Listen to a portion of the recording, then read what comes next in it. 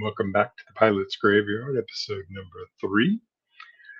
I got an idea for you.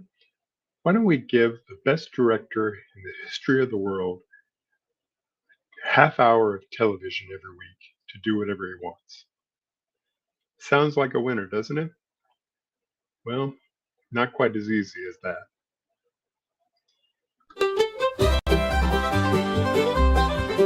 They had a dream, it took to flight. A TV show that felt just right. But crash it did, no chance to soar. Now it's lying on the cutting room floor. Welcome to the pilot's graveyard, where dreams are dazzled, plans are scarred. A laugh, a tear, a tale untold. Stories of shows that never got sold. A cowboy show with robots too. A cooking show with kangaroo stew. They thought it worked, it'd be a hit, but the network said, no, this ain't it. Welcome to the pilot's graveyard, where dreams are dazzled, plans are scarred. A laugh, a tear, a tale untold. Stories of shows that never got sold.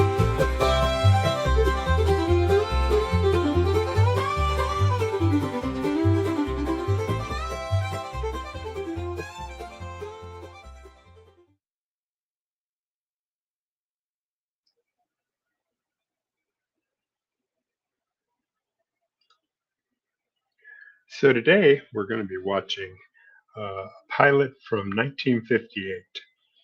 It was shot in 1956, but it didn't actually end up on the air until 1958 as part of an anthology show called the NBC Colgate Theater. This was a pilot for Orson Welles, director of Citizen Kane, had been a big name in radio for the Mercury Theater, well respected director, uh, was having a bit of a hard time at this juncture getting projects started, was always looking for money, was always trying to get something going. But he sort of had a reputation for being profligate, overspending, going over budget, being too exacting, being too much of an artist and not enough of a businessman. But Desilu Studios, Desi Arnaz Jr. and Lucille Ball, really wanted to work with Orson Welles. Welles had known Lucille Ball for a long time and had wanted her in some of his films, but the studios kind of backed off, not thinking she was Hollywood material. She was a TV person.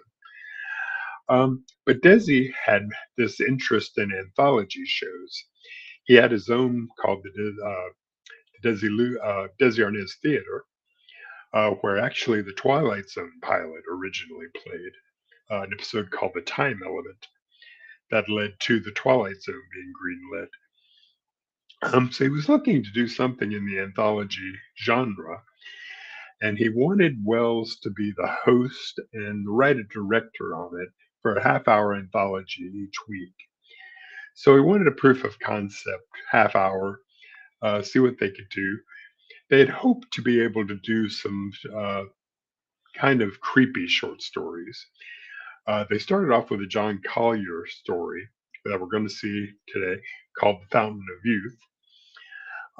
Also wanted to adapt Poe's stories, which would have been really interesting. And some other short stories, sort of a Twilight Zone like feel, with Wells as the narrator. But you'll see as we play the pilot that Wells sort of played around with the idea a little bit. He's narrator, but he's also sort of master of ceremonies. He's also sort of guiding voice on the whole thing. And it's done in a very interesting style. And this led to a Peabody Award for excellence in television and radio, being won by this episode when it aired on the NBC Colgate Hour.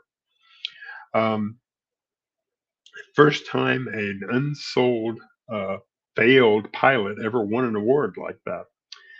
But alas, it was not enough to get the show off the air, and we'll discuss that after we watch it. The story's by John Collier, who also did a Twilight Zone episode called The Chaser. You might remember it. Had a lot of his short stories adapted for different anthologies like the Alfred Hitchcock Presents, um, and other anthology shows that were on Thriller, things like that. This is not the best quality. It's what's available on YouTube. It's actually a film reel, so you'll see the pops and scratches and the countdown and things like that. But let's go ahead and get into it, and then we'll come back and we'll discuss uh, what could have been with it. Let's bring it up here, and I will go full screen there, and we'll also turn on the closed captioning for you. And let's watch The Fountain of Youth with Orson Welles from 1958.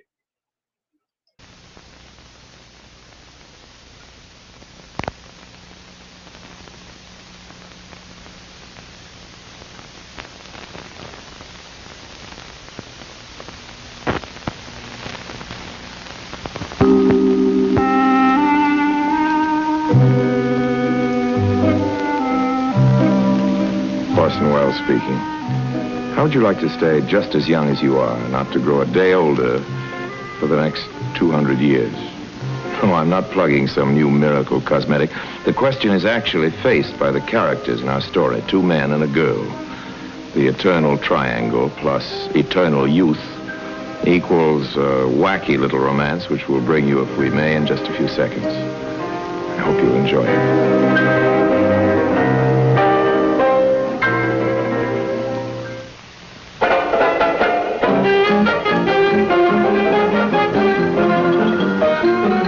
Of youth. Back in the 20s, Dr. Humphrey Baxter was hailed as the discoverer of a scientific fountain of youth. But wait, let's start off with a girl in the case. Here she is. This, of course, is Caroline Coates, the world-famous actress. Well, actress is a word some of you may question, for she was not strictly speaking an actress at all. Caroline was simply one of those creatures who stands for something greater than talent, greater than beauty, and who is universally adored. The privileged few, of course, adored Caroline at close range, if you'll excuse the expression, in the flesh. One of these was Alan Brody, the tennis champion. Here he is. Now, science tells us that men of this type fall quickly and painlessly in and out of love. Others, like Dr. Baxter, here he is again, are men born for one passion only, at the most two, a passion for their job and for one woman. They never give up. Men of this type frequently devote themselves to science, and if they're interested in certain functions of the glands, this often takes them to Vienna. Wait a minute, we're getting ahead of ourselves. Before going to Vienna, Humphrey Baxter spent an evening in New York. His friends, the Morgans, took him to the theater to see a show which was also very indirectly concerned with the glands. Humphrey leaned forward in his seat. The moment passed unnoticed because everyone else in the theater also leaned forward. Do you happen to know that girl? He asked his friends. Why, Humphrey, they said. How would people like us ever get to know anybody like Caroline Coates? Humphrey realized that it needs only 2 or 3 introductions to bridge the gap between oneself and anyone anywhere in the world. So he asked everyone he knew, stating his purpose very clearly. And sure enough, not long after that, there he was in fashionable Long Island, talking to Caroline Coates. He found her amazingly ignorant of the immense importance of recent scientific research. And you can imagine the effect of this gaunt, gauche young man lecturing a popular idol of 23 on the ductless glands.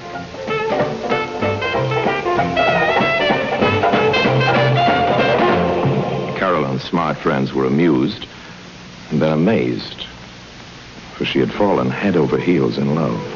Who are you calling, dear? Letty Popper. Who? The gossip columnist. Hello, Letty. I want you to be the first to know. We're getting married. Wonderful, darling. Who is it?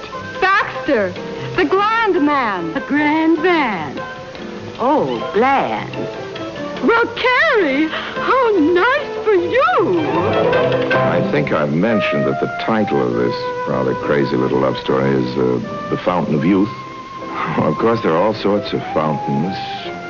Some are beautiful, some are purely mythological. Some are silly fountains. It was near a silly fountain that the mythological Narcissus was drowned. It was his own reflection he fell for, and he fell in. Of course, the silliest of all was the Fountain of Youth. Old Ponce de Leon thought that one was somewhere down in Florida. This was 3 centuries before the invention of Miami Beach. And he aged a whole lot looking for it, which is only human. Almost all of us wish we were just a little younger than we are. Ladies quite late in their 70s can be heard addressing each other as girls. Very rich old ladies, even rich old gents, have squandered fortunes on monkey glands and I don't know what all, in the wistful hope of turning the clock back or at least slowing it up a bit. And this field, of course, was Humphrey's specialty. And by now, Humphrey really had to go back to Vienna to continue his researches with Wingelberg. Wingel who? Asked Caroline. Berg, said Humphrey. Berg. The Wingelberg, the greatest of all authorities on the ductless glands. Oh, said Caroline. Oh? And how long are you going to be away with us, Wingelberg, sweetie? 3 years. 3 years. On the other side of the ocean. Yeah. I wish you'd change your mind. Darling, I'd like to get married now just as much as you would, but I simply cannot walk out on a new show and leave everybody flat. Besides... I know. You're in a smash hit, and you love it. I know you think I'm just greedy to have a fuss made over me. I never suggested such a thing. But that's what you think. And if you didn't, you'd be crazy. Because I am just a little. But I promise you, darling, if I ever feel it's getting a real hold on me... And what do you think a real hold feels like? Like this?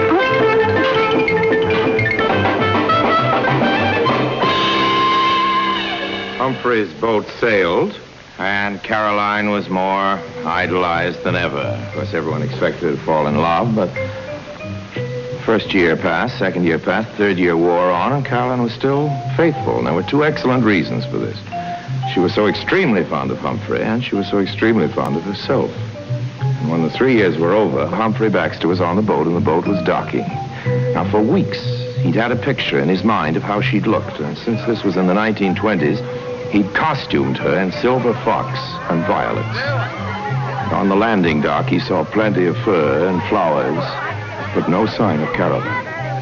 Only 2 people were there to meet him, the Morgans. Welcome home, said Mr. Morgan. Where is she, asked Humphrey. No answer. Well, come on, where's Caroline? Still no answer. Was she sick? He said no. Miss Coates wasn't sick. The truth was, she'd fallen in love. Humphrey closed his eyes. He might have been asleep or dead. Who is he? Well, it all happened so quickly, just a week or so ago. Who is he? Alan Brody, the tennis champion. Yeah. National singles 8 times. The last 6 years in succession. Yeah, last 6 years. Oh, he's terrific. Popular idol. You mean like Carrie? He's a beautiful creature, Humphrey. He gives people the same sort of thrill that Carrie does. The 2 of them as a couple. Oh, you'll just have to wait till you see them together. I can wait. Humphrey was good at waiting, but in New York, it's seldom necessary to wait very long for anything, and he ran into the ideal couple very soon in a restaurant. Look! Look! Here comes the lover! What lover? He lovers Orson Welles! Hey, darling! Oh, Humphrey! Alan, you know her, Dr. Baxter.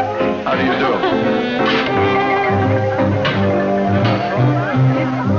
Well, what do you think of him, Humphrey? Oh, really, Caroline, don't ask. Or am I being a little tactless? Well, I think you're both charming. Come on, dear. Look at the camera. We've got to get a picture of you. Come on, take it quick. I hope we'll be good friends. After your honeymoon's over, you must bring your young man around and see me. We'd love to. It won't be for 2 months at least. I can wait. And Humphrey did some more waiting. Did a great deal of it, a great deal of thinking while he waited. And then just before Alan and Caroline were due back from their honeymoon, Humphrey called up a man named Morgan. Morgan speaking. This was his old friend Albert Morgan, whose profession was to turn the cloudy mutterings of scientists into clear, downright, and extremely thrilling articles for the weekly magazines. Sure, Humphrey. But 3 months ago, when I was after some information about your experiments, why, you clammed up on me. What? You heard from Vingelberg? Yes, about some tests we started in Vienna just before I left. This is news, Albert. Big news. So if you'd like to hear about 20 carefully chosen words... Hold it. I'll be right over. Quite remarkable what Morgan could do with 20 carefully chosen words. The news broke that keen-eyed endocrinologist Humphrey Baxter had finally succeeded in isolating VB282. VB282. Now, as I understand it, that's the glandular secretion that controls... Let me say that word again. Controls the aging of the tissues. Girls, just imagine what that means. And now to flash from the world of science to show business. A little bird tells me that Carolyn, Nadal, and Brody are due back any day from their honeymoon. The ideal couple very soon dropped round to Humphrey's laboratory. "Darling," cried the bride, "you've become famous. What's all this about eternal youth?" Humphrey told her she could have no interest in that. "Why, you looked 18 when I met you," he said, "and you were 23. Now you're 26, 27 last week." "And she still looks 18, said Humphrey. "Well," said Brody, "I can't say I've noticed myself slowing up any, but some of these youngsters from the West Coast..." And he shook his head with a melancholy always induced in tennis players by a mention of the West Coast. You won't be young always, of course, but then you'd hardly want to be. Those people you see around who never seem to mature, they belong to a particular frigid, narcissistic type. What kind of type? Narcissistic. From Narcissus. It means they're in love with themselves. They can't love anybody else, so that's why they never seem to get any older. Yes. Yes, but what about the stuff you've discovered? Oh, that. It's not true, then? I told you it was all a lot of hooey. Listen, I'm going to tell you something no one in the world must know about. Do you understand that, Brody? Well, you can rely on me. Very well. Oh, a little kitten cat. Isn't him sweet? But what's the kitten got to do with your experiments? The kitten had a birthday last week. It was 5 years old.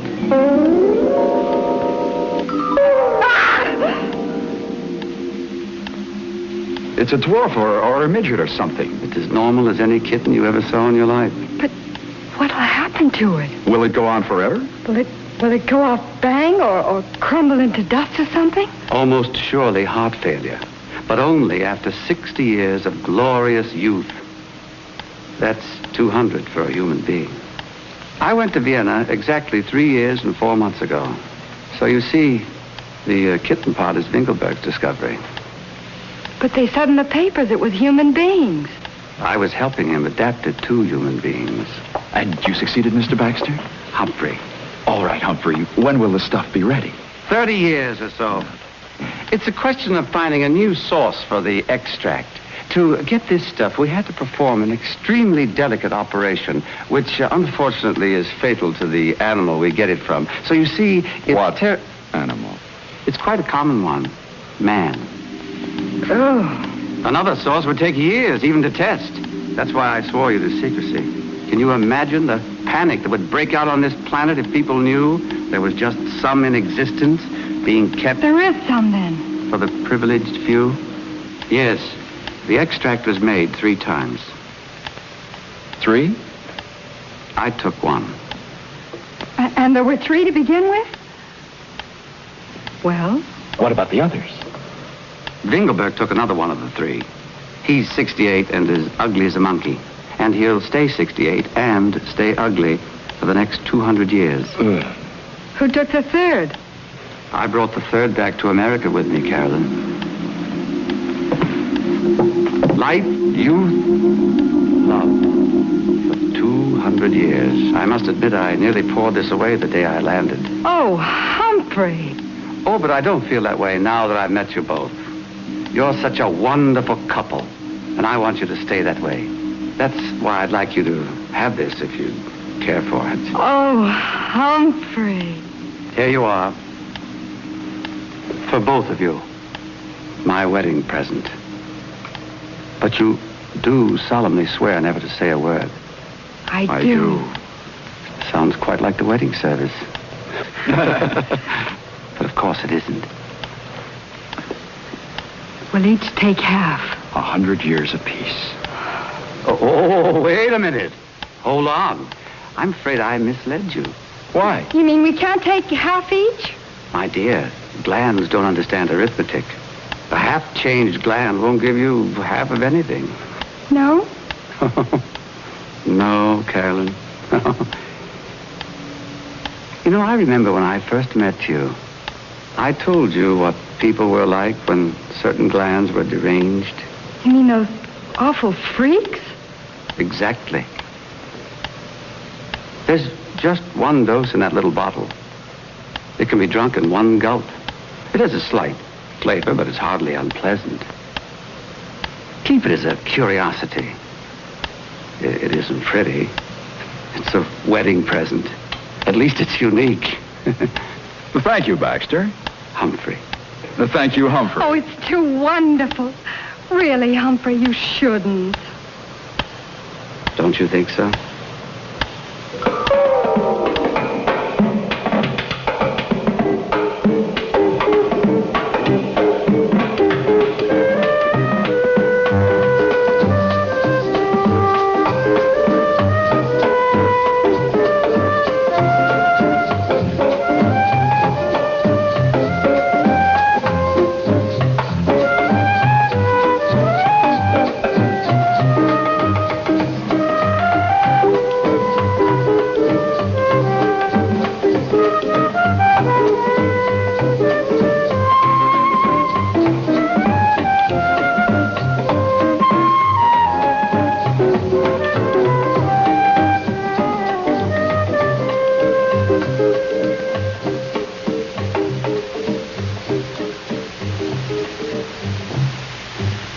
After thanking Humphrey very warmly again and again for his wedding present, Caroline and Alan went home, where they set his interesting little bottle on the mantelpiece.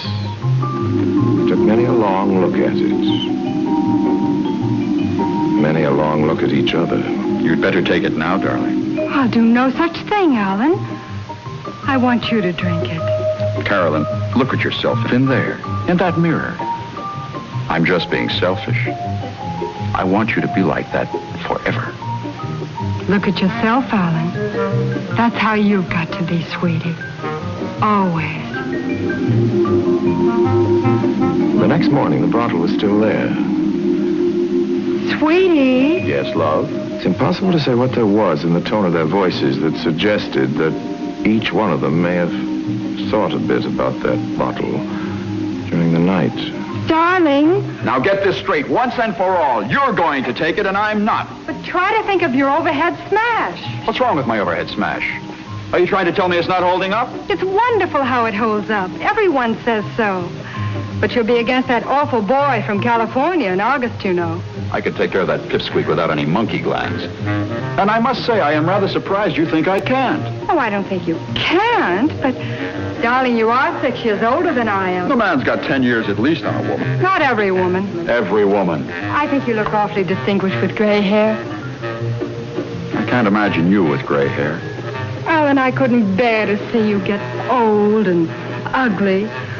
I'd rather it was me. Oh, no, honey. But you would still love me even if I did get old, wouldn't you?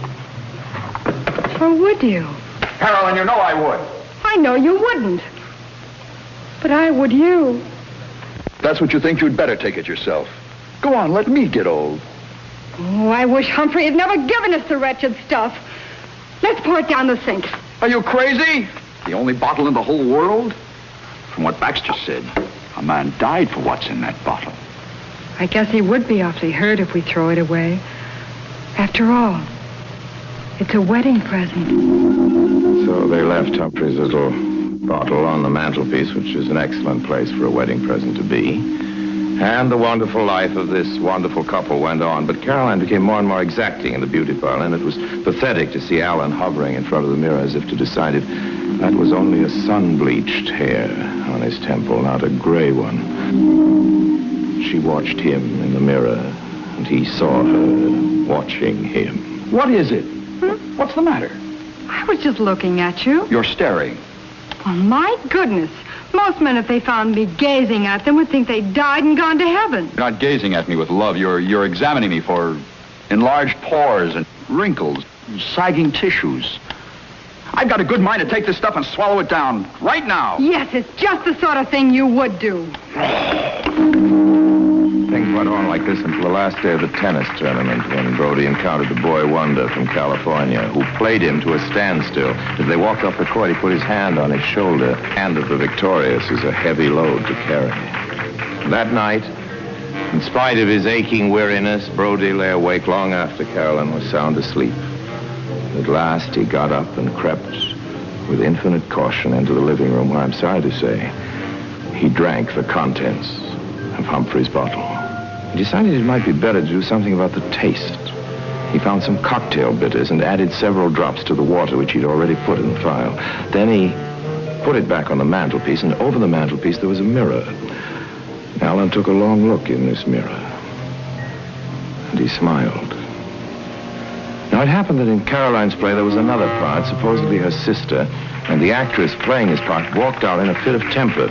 A new girl had to be found in a hurry, and the producer nominated the niece of a friend of his, and this new girl was a smash hit. Caroline went home that night, the sound of this new applause ringing in her ears, and found the place empty. Now, the emptiness of one's own home at midnight can seem like an injury, and Caroline took it as an injury. She looked at the largest of the framed photographs of Alan and felt somehow dissatisfied with his smile. It's not mature, she thought. And she looked in the mirror and tried, and it wasn't easy a smile of her own. And this she found even less satisfactory. I might as well face it, said this veteran of 27. I'm old. She stood and watched her reflection, and in the stillness and silence of the apartment, she could feel and almost hear the remorseful erasures of time. Moment after moment, particles of skin wore away, hair follicles broke, splintered, and decayed like the roots of dead trees. All those little tubes and lines of thread-like chains in the inner organs were silted up like doomed rivers. And the glands, the all-important glands, were choking and clogging and falling apart. She felt her marriage was falling apart. And Alan would be gone. And life would be gone. So she drank the contents of the little bottle. She was very calm as she went to the bathroom and refilled the little bottle with water and added a little quinine to give it a bitter taste. And when Alan came home, she overwhelmed him with tenderness, feeling, of course, as if she'd betrayed him. Was going to desert him and go away into an endless springtime where he could never follow her. So time, which was the cause of all this trouble, went on, and both Caroline and Alan, secure in imperishable youth, saw in the other, as through a magnifying glass, more and more of the hastening signs of decay. Alan began to feel that Caroline, at the very least, should have provided herself with a younger sister. And one night he dropped into the theater and discovered that, in a manner of speaking, she had done so. And all this time, Humphrey, being trained to await patiently the outcome of his scientific experiments, waited patiently. And then Caroline came to him. Humphrey. Humphrey. I've left Alan. These things happen. It's your fault. Oh? Well, maybe not yours exactly, but it was that horrible stuff you gave us. Oh, Humphrey. I'm the lowest kind of hypocrite and traitor. All of which means, I suppose, that you're the one that took the stuff. What did he say when you told him? He doesn't know. I filled the thing up with water and put some quinine in it. Tell me, why did you put quinine in it? To give it that bitter taste. I see. Well, Oh, I've tried so hard to love him more than ever to make up for it, but you just can't make up for a thing like that. Besides, Yes? you can't help watching a person who's aging in front of your eyes. And when you watch someone like that, you notice all sorts of things wrong with him. And it's all my fault, of course, because I just don't love him anymore. Maybe I never did. You've changed your mind about wanting to be young forever? Well, don't you? Not if I can't ever love anyone again. There's always yourself, of course. That's mean, Humphrey. Mean and cruel. Even if it's true. Well, it is lonely being like this, but then that's the price we pay for our little immortality. You and me, and of course old Dinkelberg. We're animals of a new species. There's us and the rest of the world. Of course, I used to think we were like that for quite a different reason. Oh, Humphrey, if we only... Oh, but I'm so unworthy. I let you down, and now I've let him down. The first was a mistake. It can be fixed. But not the second. You mean letting him down? We can't put that right. No, we can't live with that. Oh, I think so.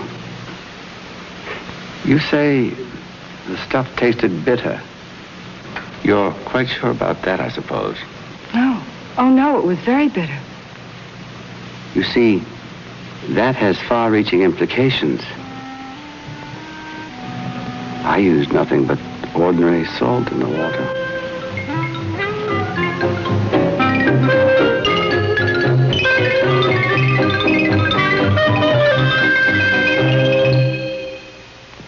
Orson Welles will be back in just a moment.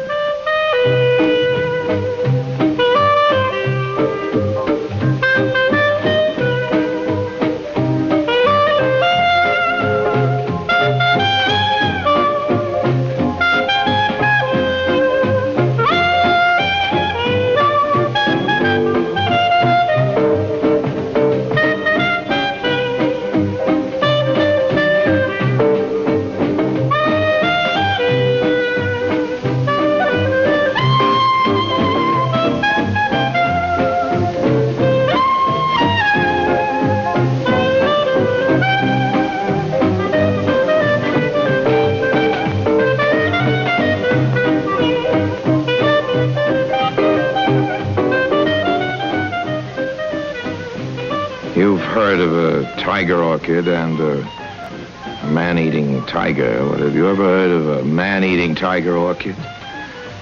No? Well, we're going to show you one on this program next week. The carnivorous posy is featured in something called Green Thoughts, which is a sort of spook story with a seasoning of giggles. I hope you enjoy it. Till then, I remain, as always, obediently yours.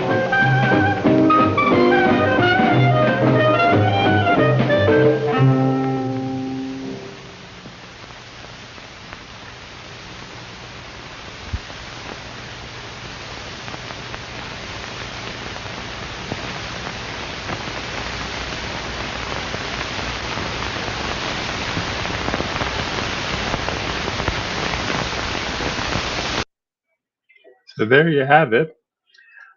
That was the pilot episode that they hoped would turn into a weekly anthology series with Wells doing at least the narrating, if not directing and writing also. But was not to be. We never saw the tiger lily or the man-eating tiger lily he teased there at the end, and more's the pity for that. So let's talk a little bit about it. As I said, it won the Peabody Award in 1958, which is generally given out for excellence in television and radio. Actually, I liked what they said. I can pull it up here real quick. It was awarded to Orson Welles for the wit, originality, and insouciance of The Fountain of Youth, NBC. One of the merriest, most irreverent half hours of the year, 1958, this special Peabody Award is given. Insouciance, I had to kind of look up here. It's a noun meaning casual lack of concern or indifference. I don't really think that was the word to use, but I think they may have been giving it a little bit of a dig at Wells, uh, being a little above television. Uh, I don't think he ever directed anything with indifference. Now, I'm a big Wells fan, always have been since the early days, especially in film school studying him. Uh, Wanted to be like Orson Welles, to write and produce and direct my own things. Of course, what I learned was that Orson Welles didn't even want to be Orson Welles. He always said he wished he'd come up with some other way of doing things besides film, since it was so expensive. And he was constantly trying to make deals for money instead of actually creating. So it was really hard on him. Um, so I'm going to be defending him a little bit here from the legends about this pilot. As you can tell, it was really artistically done and was unusual for television at the time, with the use of stills and the rear projection, and having Wells sort of come in and out of it, even saying the lines of the characters sometimes, sort of as a controlling figure on this little. He called it a comedy. It's more of a dark comedy, sort of a little twist in the tale that anthologies were known for. Um, he said, he had always done comedy on stage and in radio, but he never really did it on film. This was one of the few comedies he felt that he put on film. Every time he did a film, it tended to get a little dramatic and very serious and artistic. But he had a lot of fun with this one, the way he staged it. And he was trying to show that he could work fast and he could work cheap, which is what he was always trying to prove to Hollywood. I have a personal opinion, and this is as a hefty American myself, that a lot of the Wells mythology of being profligate and overspending and doing things was really based on his personal appetites, as he was known for uh, getting very large, getting liking fine food, wine. Uh, he did like expensive things and have expensive taste, and he did over consume them. But on his filmmaking, besides Citizen Kane, where he basically had a blank check to do whatever he wanted, and was trying to learn the business. So he spent probably more than he needed to, but he was, trying out different things and trying all the toys that he had at his disposal. He really did work fairly quickly and efficiently. Now, in later years, he was always trying to get money to finish projects, so it took him a long time to get anything going. He always said his uh, on his tombstone he wanted, "When are you going to finish Don Quixote?" written on it, because he was always working on Don Quixote. His version of Othello that he filmed was filmed over several years. He would just film a little as he got the money for it. Um, but looking at my notes here, the legend of this pilot is it didn't work because Wells overspent, went over budget, went over schedule, and there's a rumor that there was a cast wrap party that blew the budget. It was just huge, and they couldn't afford to keep doing this, so they just quietly let the pilot drop. Not really the truth. The fact is, he shot it in 5 days, which was a little longer than they'd wanted, but he got it done. And it cost $54,896, which was roughly about $5,000 over budget. But if you look at other things that were done, the pilot for I Love Lucy, that Lucille Ball and Desi Arnaz, it was half of what they spent on the pilot for I Love Lucy. Um, so it wasn't, in the out of the pale for to spend that kind of money. And the fact of the matter was, Desi Arnaz said they had a buyer. General Foods was going to buy it and put it on CBS. Where the rub came in was getting Orson Welles to commit to 30 to 38 weeks of episodes. Now, it's probably hard for some of our younger viewers to imagine when you see series seasons now being like at the most 8 to 12 episodes. But back in the day, you had new episodes running every week for most of the year. So it was not unusual to see an episode count for a season 24, 25, 30, 35 in those ranges. And they were looking at this at half an hour for 30 to 38 episodes. So having Wells commit to that amount of time was difficult because he wanted to go and do other things and wanted to do film. He did like the idea of doing television, which he did try, again later with several different things. But that was the real problem: is they couldn't get Wells to commit to it. So between the studios and between the production company and between Wells as the creator, they were just not able to come to terms. So nobody's fault really. Um, some of the actors on here, as you'll notice, Dan Tobin, who played the scientist, uh, on TV a lot of TV actors in this. In the 50s and 60s, he was on the Twilight Zone. Uh, to another connection to that episode of Penny for Your Thoughts, where he played the boss to Dick York in that episode. Joy Lansing, who played the actress, she had a career as a singer and a dancer, and had been in a lot of feature films as sort of the blonde bombshell. Did a lot of TV later in the 60s. Think she's doing sort of a Marilyn Monroe impersonation here. That breathy sort of, blonde. She also worked with Wells in A Touch of Evil. If you remember A Touch of Evil, it's famous for the long tracking shot that starts it off.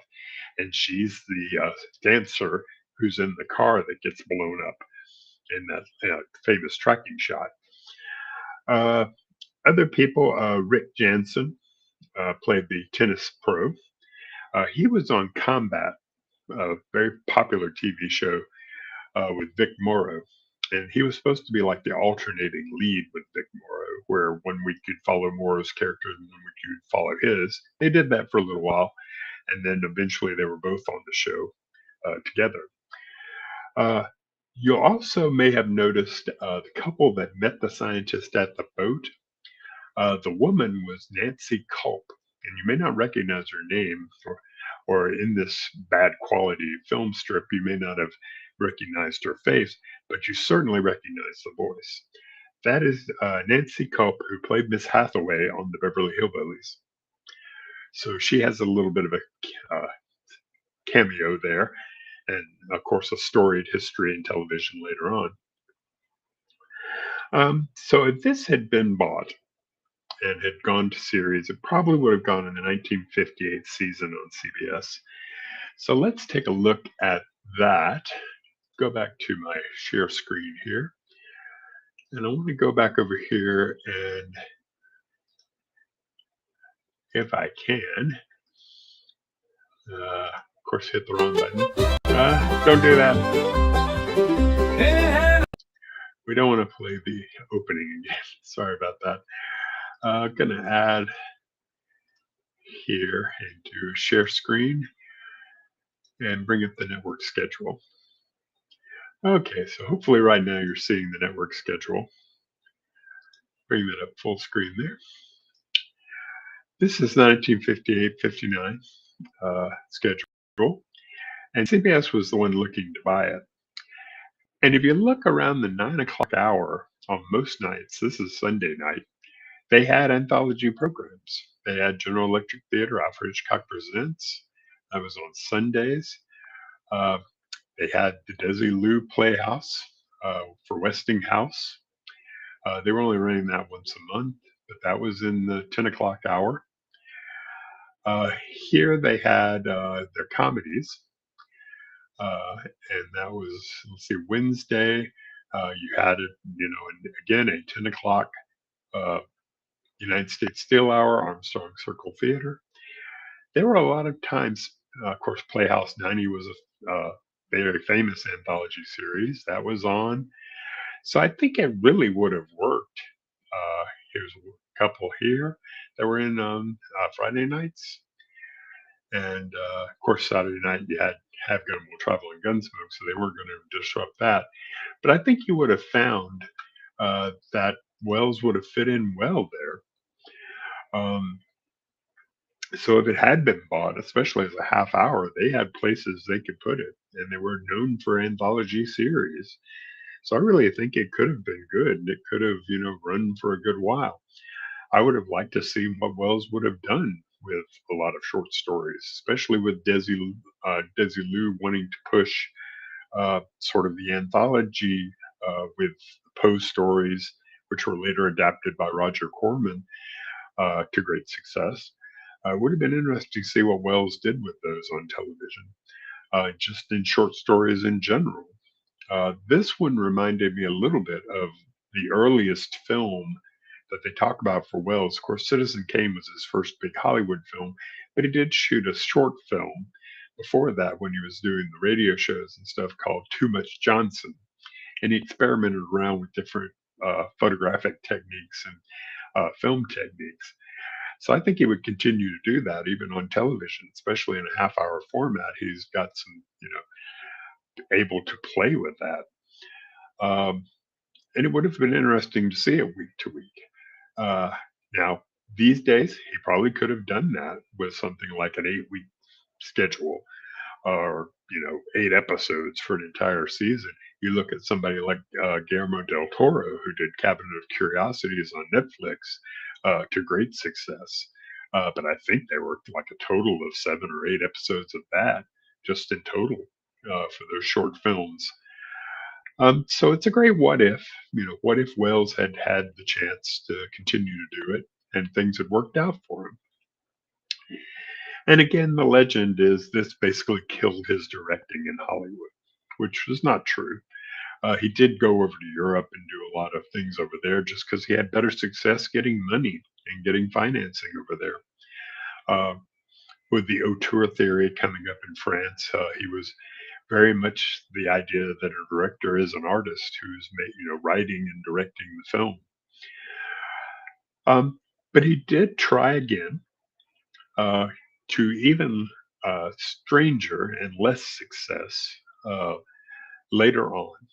And that's what we're going to be watching next week, is a second attempt by Orson Welles to have a TV show. And it's odd. What did Orson want to do? He wanted to be Johnny Carson. It's an odd one, but we'll be watching it next time. So join me back here, and we will discuss the Orson Welles show and the attempt to bring that to TV. So have a good evening, and I will see you on the next episode.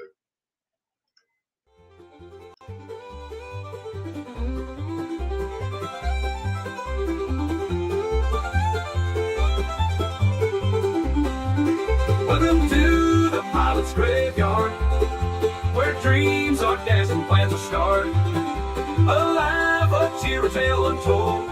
Stories of shows that never got sold. Stories of shows that never got sold.